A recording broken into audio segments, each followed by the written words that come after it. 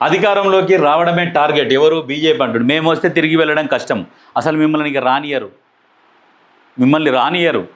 కేంద్రం నుంచే ఇంటికి పంపుతున్నారు. ఇప్పుడు గుర్తుపెట్టుకోరి, 2029లా మళ్ళా నెక్స్ట్ వచ్చేది కాంగ్రెస్ ప్రభుత్వం వస్తుంది కేంద్రంలో. ప్రియాంక గాంధీ ఉన్నారు మంచిగా. ఇప్పుడు ఎట్లా అంటే చాలా యాక్టివ్గా ఉన్నది రాజకీయాలలో. ఇంతకుముందు కొద్ది రోజులు రాజకీయాలలో లేకుండే, యాక్టివ్గా లేకుండే. ఇప్పుడు మాత్రం చురుకుగా రాజకీయాలలో ఉంటుంది. ఆమె టార్గెట్ ఏంటంటే కేంద్రంలో అధికారంలోకి రావడమే ఆమె టార్గెట్. ఎందుకంటే ఎన్నో ఆలోచనలతోని ఒక పట్టు పట్టింది. ఇప్పుడు ఏంటంటే, అప్పుడు ఇందిరాగాంధీ అయితే ఎట్లా ఐరన్ లేడీ అని పేరు తెచ్చుకుందో అదే ఐరన్ లేడీ అనే పేరు ప్రియాంక గాంధీ తీసుకొచ్చుకుంటుంది. ఖచ్చితంగా అధికారంలోకి వస్తారు, దేశ ప్రజల మన్నన పొందుతారు. ఇది మాత్రం గుర్తుపెట్టుకోరు. ఎందుకంటే ఈ చదువురాని వ్యక్తి పరిపాలనలో మనము ఎట్లా అంటే విచ్ఛిన్నమైపోయి అతలాకుతలం అయిపోయింది భారతదేశ ఆర్థిక వ్యవస్థ. చదువురాని వ్యక్తి, ఆ వ్యక్తి చేతల అతలాకుతలం అయిపోతున్నాం. అందుకని ఈ చదువుకున్న వాళ్ళు ఎప్పుడైతే అధికారంలోకి వస్తారో, వాళ్ళు పరిపాలిస్తారో, అప్పుడు దేశం బాగుపడుతుంది. ఆర్థిక వ్యవస్థ మీద ఒక పట్టు వస్తుంది వాళ్ళకు. చదువుకున్నారు కాబట్టి ఎప్పుడు ఏం చేయాలి, ఎప్పుడు ఏం చేస్తే మన దేశం ముందుకు పోతుంది అనే ఒక ఆలోచన చదువుకున్న వాళ్ళకు ఉంటుంది. చదువుకొని ఆయన 1,50,000 పెన్ను పెడితే చదువు దన్నదన్న రాదు. చదువుకున్న ఆయన 10 రూపాయల పెన్నుతో రాసినా ఆయన జ్ఞానంతో ఏది రాయాలనో అది రాస్తాడు.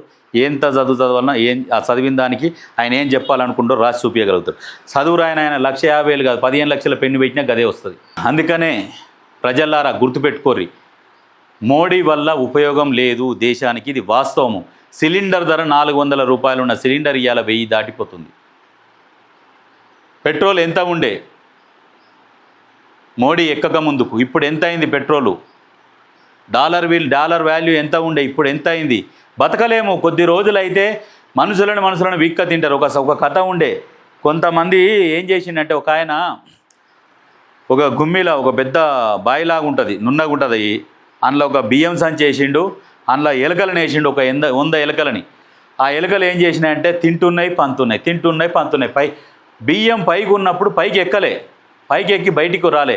ఎందుకంటే ఇంట్లోనే ఫుల్ తిండి ఉన్నది, ఇక మనం పైకి ఎక్కుడు ఎందుకు అని చెప్పేసి తినుకుంటూ పోతే లాస్ట్కి ఏమైందంటే అందులో మొత్తం ఇక ఉన్న కాడికి అయిపోయినాయి, పైకి ఎక్కొస్తలేదు. వాటికి ఆకలి అవుతుంది. లాస్ట్కి ఏమైంది? ఎలక తినుడు స్టార్ట్ చేసింది. ఎలక తినుడు స్టార్ట్ చేసి అన్ని ఎలకలు అయిపోయినాయి. లాస్ట్కి ఒక ఎలక మిగిలింది. ఇక భారతదేశంలో కూడా అటువంటి పరిస్థితి ఏర్పడుతుంది.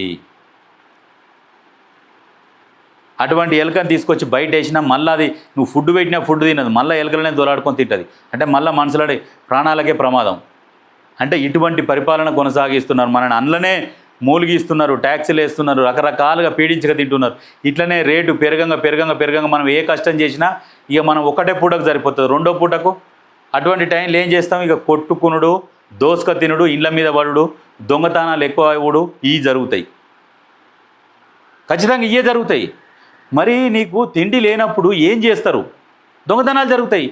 ఆ దొంగతనాలు జరగకుండా పేదోడు మంచిగా 3 పూటలు పుష్కలంగా తినేటందుకు ప్రభుత్వం దారి చూపిస్తే దొంగతనాలు అనేవి జరిగాయి. క్రైమ్ రేట్ ఎప్పుడు పెరుగుతుంది? మన దగ్గర డబ్బు లేనప్పుడే క్రైమ్ రేట్ పెరుగుతుంది. ఆలోచనలు వస్తాయి. తింటందుకు తిండి లేదు, చేతిలో డబ్బులు లేవు, ఏం చేయాలి? పోవాలి, నన్ను దొంగతనం అని చేయాలి, నన్ను కొట్టానం గుంజుకోవాలి, ఇటువంటి ఆలోచనలు వస్తాయి. ఇటువంటి ఆలోచన రాకుండా పరిపాలన సాగించాలి. అటువంటి ఆలోచన రాకుండా పరిపాలన సాగిస్తే దేశం బాగుపడుతుంది. క్రైమ్ రేట్ అనేది పెరగదు, తగ్గిపోతుంది. ఆ ఆలోచన లేని వ్యక్తి మోడీ. ఎన్నికలు ఎప్పుడు వచ్చినా మాదే అధికారం, రాష్ట్రంలో గుణాత్మక మార్పు తెచ్చేందుకు పార్టీ పెట్టా. కేసీఆర్ వద్దే రాజకీయ వ్యూహాలు నేర్చుకున్నారు, నిత్యం నేర్చుకుంటున్నారు. ప్రతిరోజు కూడా కేసీఆర్ సలహా మేరకు మంచిగా మాట్లాడుతున్నారు. ఆయన అండదండలు ఉన్నాయి కాబట్టి సరే, భవిష్యత్తులో అంటే 2034 తర్వాత మరి అధికారంలోకి వస్తారా రారా తెలియదు, కానీ 2034 దాకా మాత్రం కష్టం. ఎందుకంటే ఇప్పుడిప్పుడే పార్టీ పెట్టిర్రు.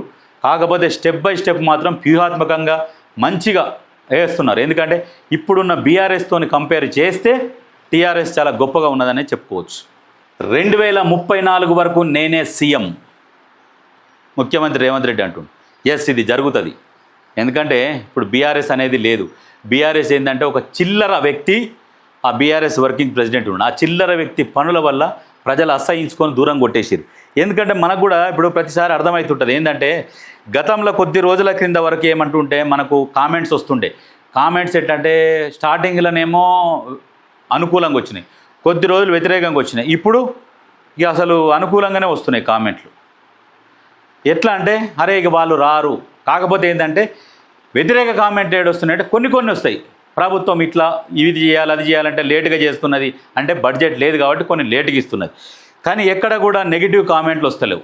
గతంలో కొద్ది రోజులు స్టార్టింగ్లో వీళ్ళు డబ్బులు ఖర్చు పెట్టి నెగిటివ్ కామెంట్లు పెట్టించారు, ఇప్పుడు బండి మీద పెట్టిరు ఫోకస్ కాబట్టి ఇప్పుడు ఏ అయితే వీడియోలు వస్తున్నాయో ఆ వీడియోలకు నెగిటివ్ కామెంట్లే వస్తలేవు. అంటే ఇప్పుడు ఏం అర్థం చేసుకోవాలి, ఈ నెగిటివ్ కామెంట్లు పెట్టిస్తుంది కూడా ఈ ప్రతిపక్ష పార్టీ బీఆర్ఎస్ఏ నెగిటివ్ కామెంట్లు పెట్టించేది ప్రతి వీడియోలకు. అందుకనే మానూరి కామెంట్ పెట్టడం వల్ల కాదు, ప్రజల మనసు గెలుచుకునేందుకు ప్రయత్నం చేయాలి. 2034 వరకు సీఎం ఎస్, మూసి పునరుజ్జీవం చేసి తీరుతాం, నాలాల ఆక్రమణను తొలగిస్తాం, కబ్జాలకు పాడుపడుతూ నీళ్లను స్థావరంగా చేసుకోవద్దు, మూసి పునరుజ్జీవం తప్పకుండా చేస్తాం, సంస్కరణలు తీసుకురావడం అన్నది యుద్ధం లాంటిదే, లక్ష్యం సరి అయినది అయినప్పుడు కొన్ని తిట్లైనా భరిస్తా. అంటే మూసి సుందరీకరణ మీద నా మీద ఎంత విష ప్రచారం జరిగినా ఎంతమంది తిట్టినా తిట్లు భరిస్తా, కానీ ప్రజలకు న్యాయం జరుగుతున్నది అని అనుకున్నప్పుడు ఖచ్చితంగా ఎంతమంది తిట్టినా భరిస్తా అని చెప్పేసి ముఖ్యమంత్రి రేవంత్ రెడ్డి గారు అంటున్నారు. ఇప్పుడు ఫస్ట్ ఒక ట్రైన్లో ఒక 5 కిలోమీటర్లు మూసి సుందరీకరణ చేసి చూపిస్తారు, దాన్ని చూసి ప్రజలు మా ఏరియాకు రావాలి అని చెప్పేసి లైన్లు కడతారు. మీరు గుర్తుపెట్టుకోరు. ఎప్పుడైతే ఇప్పుడు ఈ హైడ్రా వచ్చి చెరువులని సుందరీకరణ చేస్తుంటే ఒక్కొక్క చెరువును చూసిన తర్వాత హైడ్రా దగ్గరికి వచ్చి మా చెరువుని బాగు చేయండి, మా చెరువును రక్షించండి అని ఎట్లా ఆర్జీలు పెట్టుకుంటున్నారో, రేపు మూసి సుందరీకరణ తొలి విడత ఒక 5 కిలోమీటర్లు కంప్లీట్ అయిన తర్వాత మా ఏరియా ఎప్పుడు స్టార్ట్ చేస్తారని వచ్చి ముఖ్యమంత్రి దగ్గర కూర్చుంటారు జనాలు. గుర్తుపెట్టుకోరి. విద్యార్థులకు మెరుగైన విద్య, ప్రభుత్వ పాఠశాలలో ఎక్కువ డ్రాప్అవుట్స్ ఆడపిల్లలవే ఉండేవి, ఆర్టీసీలో ఉచిత సౌకర్యం కల్పించి ఖర్చుల సమస్యను పరిష్కరించాం, 28 నెలల్లో ఆర్టీసీకి ప్రభుత్వం 10,000 కోట్లు చెల్లించింది, ఒక్కో మహిళకు రూపాయలు దాదాపు 10,000 ఆదా, నెలకు 10,000 దాకా ఆదా అయింది ఒక్కొక్క మహిళకు. మరి వాస్తవానికి ఇప్పుడు ఎట్లా అంటే ప్రతి దగ్గరికి బస్సు బస్సు బస్సు బస్సు పొద్దున్న నుంచి సాయంత్రం దాకా. ప్రభుత్వ పాఠశాలలు ఇంతకుముందు ఆడపిల్లలు ఏంటంటే ఆగిపోతుండే, చదవకపోతుండే, ఎందుకులే చదువు అని. ఇప్పుడు బస్సులు ఫ్రీ పెట్టేసరికి ప్రతి ఒక్కరూ పక్క మండల హెడ్ క్వార్టర్స్లోకి పోయి కూడా బస్సు ఎక్కిపోయి చదువుకొని వస్తున్నారు.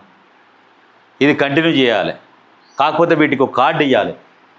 కార్డు ఇచ్చి, ఎందుకంటే అందరికీ కాకుండా ఈ కొంతమందికి విద్యార్థులకు ఒక కార్డు, పేదలకు ఒక కార్డు, ఇట్లా కార్డు ఇవ్వాలి మహిళలకు ప్రయాణం కోసం.